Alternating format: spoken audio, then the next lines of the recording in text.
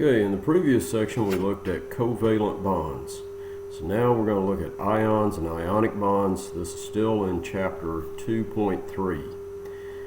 Now an ion is an atom or a molecule that has an electrical charge. So far, if we had 8 protons, we had 8 electrons. Everything was balanced. That's about to change. So this electrical charge is due to a gain or loss of the electrons. Now, protons, or gain or loss of protons, would produce a charge, but that's not going to happen. Protons are these large, massive structures down the center of the atom. The electrons with that negative charge are these tiny structures whirling like mad out there on the periphery of the atom. So it's a gain or loss of the electrons that produces this charge. Now we have what's called cations. And the easy way to remember this is that letter T right in the middle of the word. Looks like a plus sign. So cations, these are ions that have a positive charge. And they're formed by the loss of electrons. So if you have, let's say 11 protons and 11 electrons, and you lose one of those electrons, you now have 11 positive charges, 10 negative charges. You produce an ion with a positive charge. And atoms that have 1, 2, or 3 valence electrons, that is, the 1, 2, or 3 electrons in the outer shell tend to lose electrons. That is, the outer shell is closer to 0 than it is to 8. Okay? Let's go down here. So here's an example. We've got sodium, atomic number 11. Here's our structure, 11 protons, 11 electrons. 2 in the first shell, 8, that gets up 10. 1 electron in that shell out there by itself. Okay, this does not have a filled outer shell. It does not meet that octet rule, the idea that atoms are stable when they have 8 electrons in the outer shell. So, if there's a place for that electron to go, it will lose that electron. It will give up that electron, and we will have this structure. We still have 11 positive charges, and now we have 10 negative charges. So, that's supposed to be a bracket there, not a 3.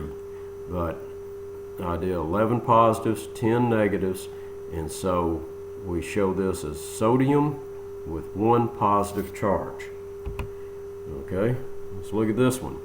Here's magnesium, atomic number 12. So we draw the structure, and it has 12 protons and a total of 12 electrons. It's electrically neutral. Okay, but it does not have a filled outer shell. It only has 2 electrons in its outer shell. Now, if it would gain 6 electrons, that would give it a filled outer shell, but that would be 6 more negative charges and positives. So this will make the least possible change to end up with a filled outer shell. So if there's a place for those electrons to go, it will give up these 2 electrons. Now they have to be able to go to another atom. They can't just go off into nothingness. But if there's a place for them to go to give up those 2 electrons, we'll have this structure where we still have 12 positive charges, and now we've got the first and the second shell with a total of 10 negative charges. So we would show this as magnesium with 2 positive charges, shown this way as 2 plus signs, or this way as plus 2.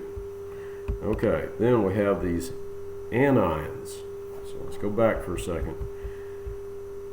And not that far back. There we go. Cation. Cation is an ion with a positive charge due to the loss of electrons. And here's our example with sodium, example with magnesium. Now, we have an anion. Anion, this is an ion with a negative charge. And this is formed by gaining electrons. Now, the easy way to remember this is right here. You have a negative ion. So anion, anion, a negative ion. Okay, so atoms that have 5, 6, or 7 valence electrons tend to gain electrons. In other words, if that outer shell is almost full, it will gain electrons to make 8. So it's going to make the least change that it can to end up with a filled outer shell. So here's an example. We have fluorine, atomic number 9. So 9 protons, 9 electrons, 2 and then 2 in the first shell, 7 electrons in the outer shell. So if it would give up these 7 electrons, that would give it a filled outer shell, but that would throw it out of balance too much electrically, so we'll never see that happening. Thus the X out there, meaning nope, that's not going to happen. So what can happen is if there is an electron available, this will pick up or accept an electron, and we get this structure. We still have 9 positives, but now we have 10 negatives. So we show this as fluorine with a negative charge. Okay, here's oxygen, atomic number 8, 8 protons, 8 electrons, 2 electrons in the first shell, 6 in the outer shell. If that would give up those 6, it would have this as a filled outer shell, but that won't happen. That'll throw it out of balance too much electrically. It'll make the least change that it can to end up with a filled outer shell. So if there's electrons available, it will pick up 2 electrons, fill that outer shell. So now we have a total of 8 positives, 10 negatives, and we show this as oxygen with 2 negative charges, or oxygen minus 2. Okay, now notice right here, biological properties of ions can be very different than their electrically neutral atoms of the same elements. So notice the example here with chlorine gas. This is the example discussed in your textbook. Chlorine gas is extremely toxic, but this little bit of a change right here, we form a chloride ion. That is, it picks up, it loses 1 electron, no, it gains an electron, I'm sorry. It gains an electron and forms that negative charge. This is absolutely essential to life. So, just that little bit of difference there.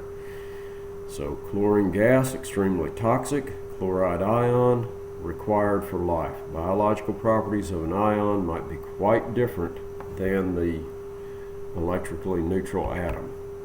Okay, let's look at the ionic bond. Ionic bond is where atoms or ions are held together due to opposite electrical charges. Okay, so look at a few examples of that. And we've got the example of sodium chloride that's given in the textbook. So let's take a look at that one. Let's go down here and,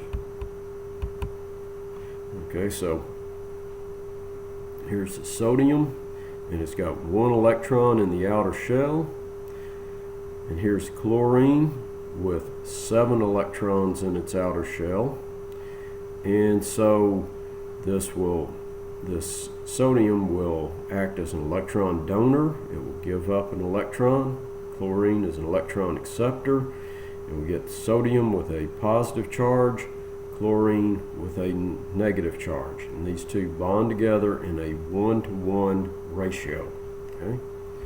Okay, so let's go up here and look at a few other examples. And let's look at this one right here, potassium and chlorine. So here's potassium, atomic number 19. So we start out, we have 19 positive charges, 19 negative charges. That gives us 1 electron in the outer shell. This thing wants to have a filled outer shell.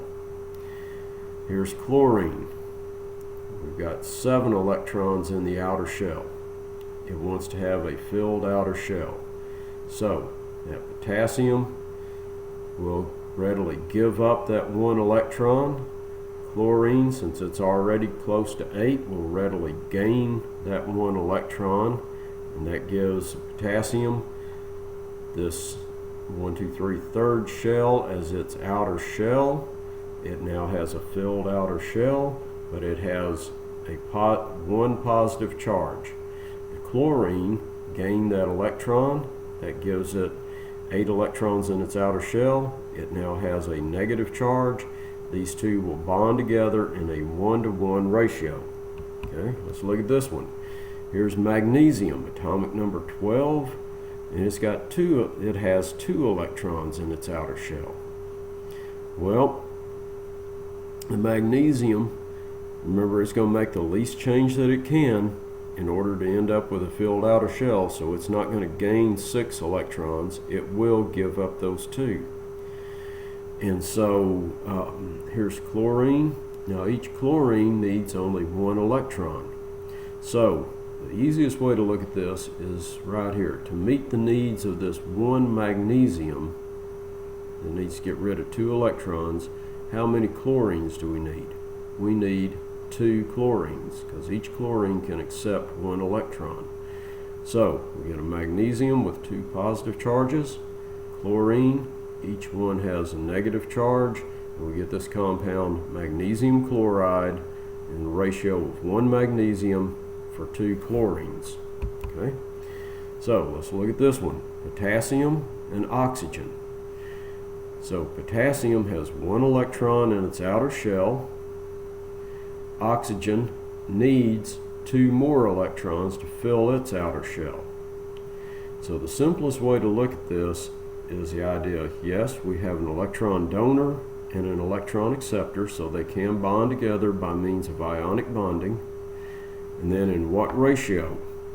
Well, how many potassiums will it take to meet the needs of this 1 oxygen? The oxygen needs 2 electrons. Each potassium can give up 1. So it's going to take 2 potassiums to meet the needs of that 1 oxygen.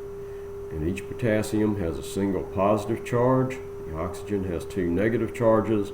And we get this compound, 2 potassiums for 1 oxygen. Okay? Okay. So it gives us a question, which of the following can bond together by means of ionic bonding? And what we need to look at is what's the number of electrons in the outer shell? Okay? Do we have an electron donor and an electron acceptor? Okay, so let's just go straight to that. Sodium, we've got 1 electron in the outer shell. Calcium, we have 2. Over here, oxygen, we have 6 electrons in the outer shell. Chlorine, we have 7 electrons in the outer shell. Calcium, we have 2. Chlorine, we have 7. Okay, these 2 right here, they will both act as electron donors. They cannot bond together by ionic bonding. These 2 both act as electron acceptors. They cannot bond together by ionic bonding. Here we have an electron donor, calcium, an electron acceptor, chlorine. Chlorine needs 1 electron. Calcium needs to get rid of 2. So how many chlorines will it take to meet the needs of that 1 calcium? It's going to take 2. So we're going to end up with a compound calcium. And if I can make this as an A, calcium chloride. And we're going to have 2 chlorines. So 1 calcium to 2 chlorines. Okay, let's stop this video right here. Thank you.